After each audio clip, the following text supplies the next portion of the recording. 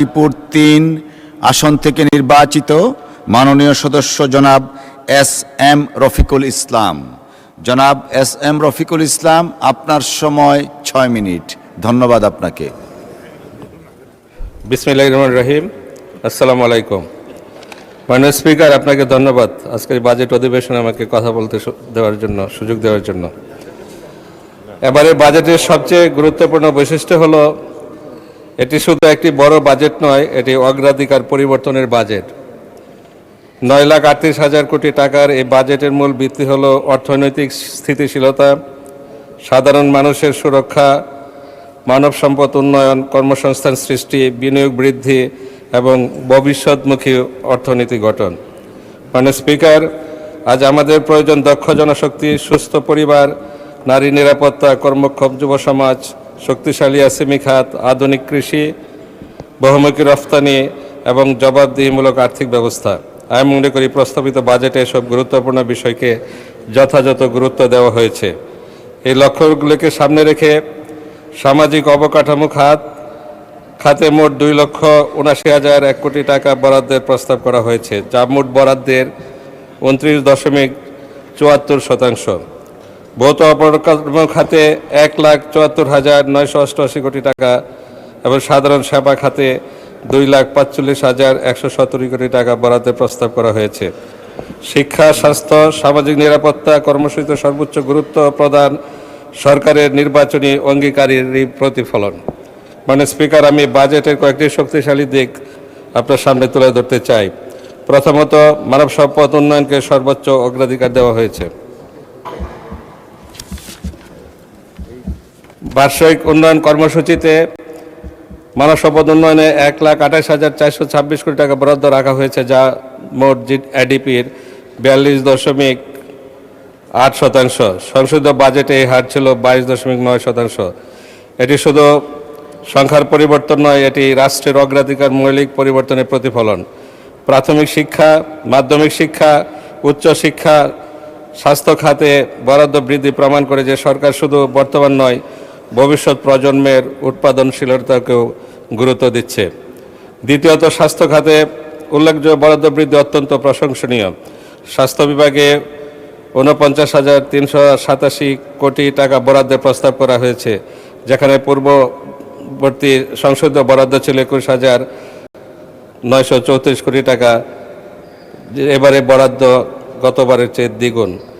আমাদের দেশে একটি বড় অসুস্থতা এখনও অনেক পরিবারের জন্য আর্থিক সংকট ডেকে আনে, তাই স্বাস্থ্য খাতে বরাদ্দ বৃদ্ধি হার্ট স্ট্যান্ড, ডায়ালাইসিস, আইলেন্স সহ বিভিন্ন চিকিৎসা সামগ্রীর উপর কর অব্যাহতি সাধারণ মানুষের চিকিৎসা ব্যয় কমাতে গুরুত্বপূর্ণ ভূমিকা রাখবে।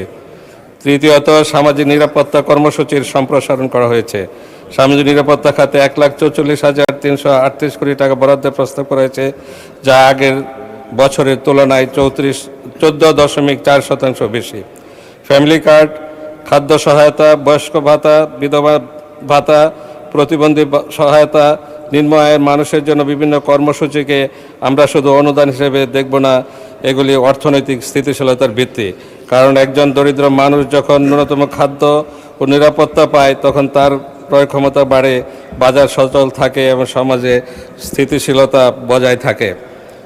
চতুর্থত, নারী ও শিশু উন্নয়নে বিশেষ গুরুত্ব দেওয়া হয়েছে। নারী ও শিশু বিষয়ক মন্ত্রণালয়ের জন্য 5,196 কোটি টাকা বরাদ্দের প্রস্তাব করা হয়েছে।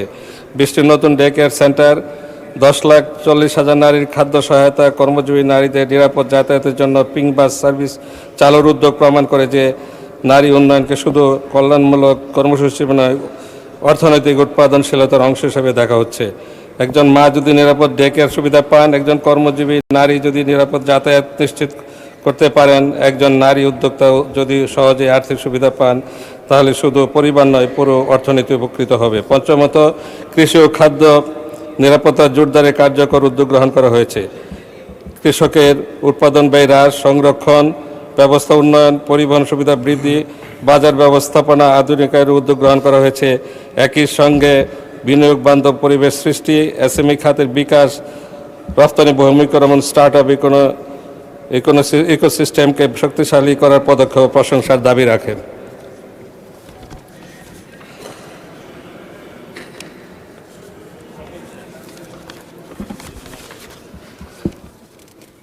মানে স্পিকার, একটি বড় বাজেটের সফলতা নির্ভর করে শুধু ব্যয়ের উপর নয়, বরং রাজস্ব আহরণের সক্ষমতার উপরও। আমাদের কর জিডিপির অনুপাত এখনও সন্তোষজনক পর্যায়ের নয়, তাই করের হার বৃদ্ধি নয়, বরং করের আওতা সম্প্রসারণ এবং কর প্রশাসনের আধুনিকায়ন, ডিজিটাল কর ব্যবস্থাপনা এবং কর ফাঁকি রোধের মাধ্যমে রাজস্ব আহরণ বাড়ানোর উপর অধিক গুরুত্ব দেওয়া প্রয়োজন। যারা নিয়মিত কর প্রদান করেন তাদের উপর অতিরিক্ত চাপ সৃষ্টি না করে নতুন করদাতাকে অন্তর্ভুক্ত করা এবং স্বচ্ছ ন্যায্য কর ব্যবস্থা গড়ে তোলাই হওয়া উচিত আমাদের ভবিষ্যৎ কৌশল।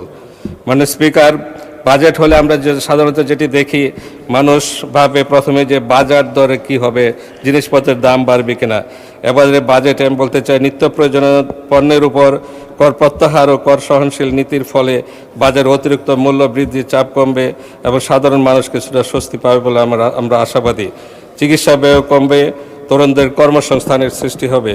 মানে স্পিকার, জলবায়ু পরিবর্তনের প্রভাব মোকাবেলা এখন আর শুধু পরিবেশগত বিষয় নয়, এটির অর্থনৈতিক নিরাপত্তা।